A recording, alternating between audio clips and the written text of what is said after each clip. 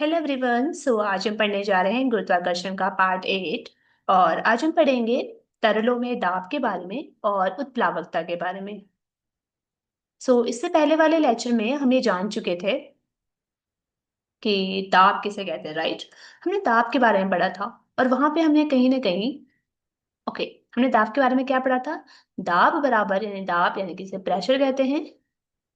दाब क्या होता है? दाब प्रति एकांक क्षेत्रफल में लगने वाला प्रणोद यानी बल। उसको हम क्या कहते हैं? प्रणोद किसे कहते हैं? प्रणोद का मतलब होता है किसी वस्तु की सतह के लंबवत लगने वाला बल। इसको हम प्रणोद कहते हैं। और दाब क्या होता है? दाब का मतलब होता है किसी इकाई क्षेत्रफल में लगने वाला प्रणोद। यस, हमने ये डिस्कस किया था। अब क्वेश्चन यहाँ पे उठता है कि क्या प्रणोद, क्या प्रेशर या क्या दाब सिर्फ ठोस वस्तु में लगता है या फिर तरलों में भी लगता है? द आंसर इज यस, ये तरलों में भी लगता है। या जो लिक्विड पदार्थ होते हैं उनमें भी दाब लगता है। तो इस लेक्चर में आज हम पढ़ने वाले हैं कि तरलों में दाब किस प्रकार से लगता है। ठीक है। तो तरलों में भी भार होता है, ऑफ कोर्स। जब तरल में भी भार होता है उसके कारण एक बल होगा और एक क्षेत्रफल में लगेगा, तो ऑफ कोर्स वहां पर एक दाब भी कार्य करेगा। यानी तरल जिस भी बर्तन में रखे जाते हैं वह उस बर्तन के आधार, उस बर्तन की दीवारों पर दाब लगाते हैं। ठीक है। तो इस दाब, तरलों के दाब की वजह से एक कॉन्सेप्ट आता है निकल के, उसको कहते हैं उत्प्लावकता या बयांसी। उत्प्लावकता क्या होती है? इसको समझने के लिए सबसे पहले आपको कुछ क्वेश्चंस का जवाब देना होगा। क्वेश्चंस क्या है? क्वेश्चन ये है कि क्या आपने कभी किसी तालाब में तैरे हैं? क्या आप किसी तालाब में आपने स्विमिंग करी है? और स्विमिंग करते हुए क्या आपने खुद को हल्का महसूस करा है? सेकंड क्वेश्चन है, क्या आपने कभी किसी कुएं से पानी खींचा है और ये अनुभव किया है कि जब पानी से भरी बाल्टी कुएं के पानी के से बाहर आती है तो वह अधिक भारी लगती है?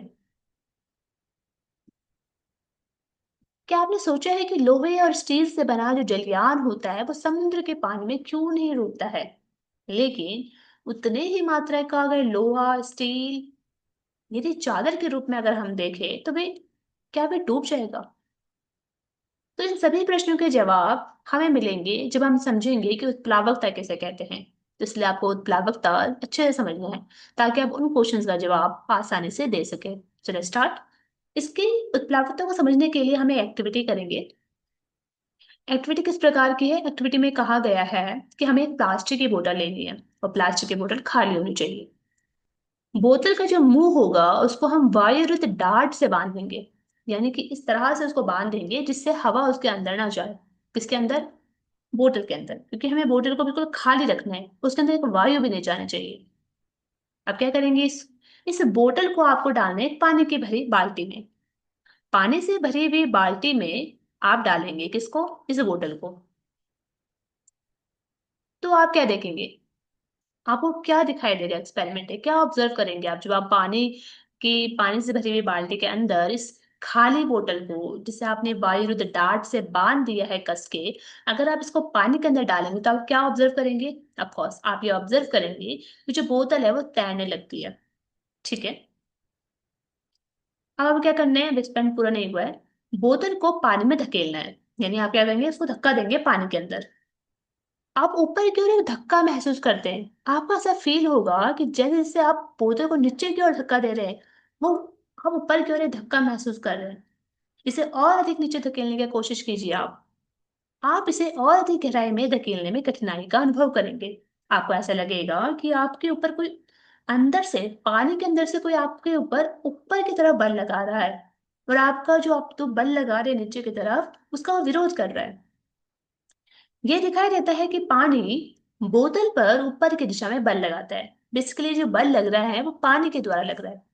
पानी उस बोतल पर ऊपर की ओर बल लगा रहा है, जबकि हम जो है हम उसको नीचे की ओर धकेलने की कोशिश कर रहे हैं।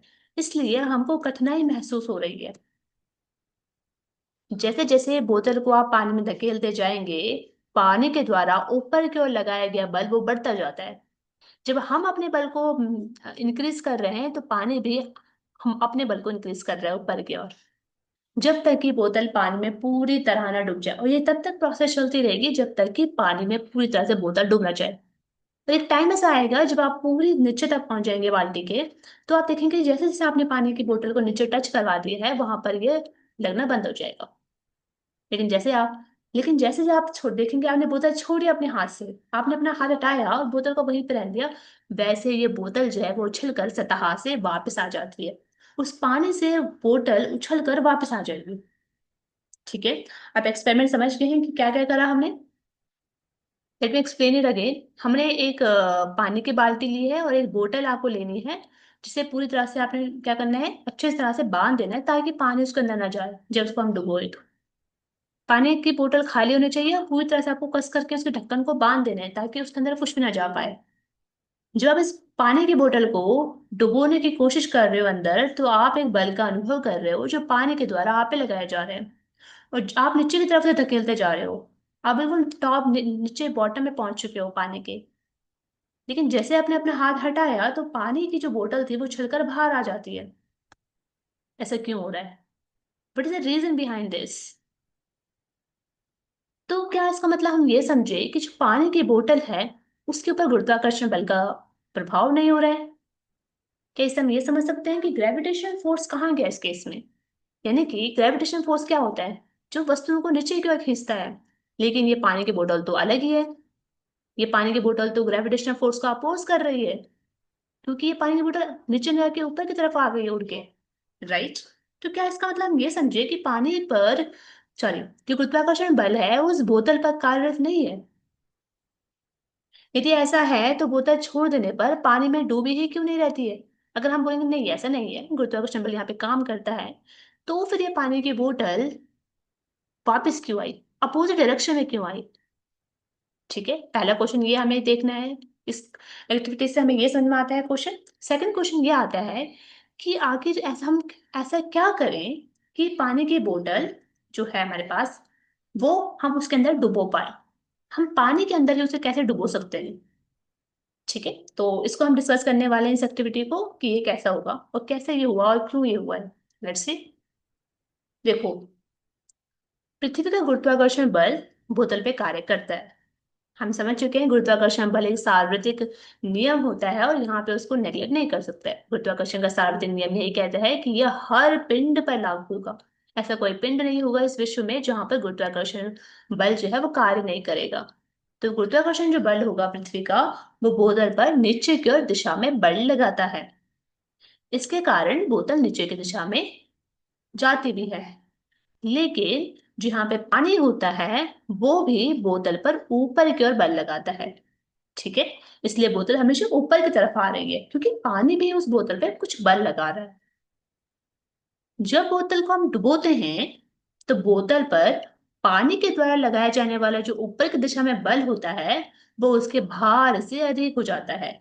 यानी कि जो बोतल पर जो पानी जो बल लगा रहा है बोतल पर, ऊपर की ओर जो लग रहा है वो बल का मान ज्यादा हो जा रहा है गुरुत्वाकर्षण बल जो कि नीचे की दिशा में लग रहा था। इसलिए जैसे ही हमने बोतल को छोड़ दिया, वैसे ही क्या हुआ, वो बोतल बाहर की तरफ आ जाती है। ठीक है। बोतल को हम ऐसा क्या करें कि बोतल पानी के अंदर डूबे रहे, तो हमें क्या करना है, बोतल को पूरी तरह से पानी में पूरी तरह से डुबोए रखने के लिए हम क्या करेंगे, बोतल पर ऊपर की ओर जो बल लग रहा है उसको हम संतुलित करेंगे। हम कुछ ऐसा करेंगे जिससे जो ऊपर की ओर बल लग रहा है वो संतुलित हो जाए नीचे की ओर लगने वाले बल से।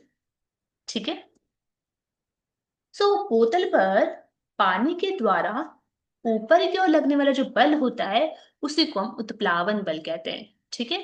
तो उत्प्लावन बल क्या हुआ, उत्प्लावन बल का मतलब होता है जब हम किसी भी वस्तु को पानी के अंदर डुबोते हैं, जैसे कि इस केस में बोतल है, तो पानी के द्वारा ऊपर की ओर लगने वाला जो बल होता है किसी वस्तु पर, उसे ही हम उत्प्लावन बल कहते हैं। उत्प्लावन बल का जो परिमाण होता है वो तरल के घनत्व पर निर्भर करता है। इसको हम अगले लेक्चर में पढ़ेंगे कि उत्प्लावन बल, क्या सभी वस्तु पर उत्प्लावन बल सेम लगता है या डिफरेंट लगता है? तो इसका आंसर है नो। उत्प्लावन बल डिपेंड करेगा कि तरल का घनत्व कैसा है, डुबोई गई वस्तु का घनत्व कैसा है। उसके अकॉर्डिंग यहाँ पर उत्प्लावन बल डिपेंड करेगा कि कम होगा या ज्यादा होगा। ये कैसे होगा ये हम नेक्स्ट लेक्चर में देखेंगे। ठीक है, आज के लिए इतना ही। अब हम देखते हैं रिव्यू। सो हमने देखा उत्प्लावकता यानी बॉयंसी क्या होता है। यह वह गुण होता है पानी का जिसके कारण कोई वस्तु किसी द्रव यानी तरल हो सकता है, गैस हो सकता है, उसमें डुबोने पर ऊपर की ओर बल का अनुभव करती है, जिससे वस्तु हल्की महसूस होती है और कभी कभी वह तरल में तैर भी सकती है। उत्प्लावन बल के वजह से ही जो वस्तु होती है वो पानी में हल्का महसूस करते हैं हम उसको। सो इस लेक्चर को समझने के लिए आप आशा करते हैं कि आपको गुरुत्वाकर्षण बल पता होना चाहिए, जो कि हमने स्टार्टिंग में लेक्चर के डिस्कस किया था। तो आज के लिए इतना ही। अब नेक्स्ट लेक्चर में हम जानेंगे इसके आगे की कहानी। तब के लिए थैंक यू।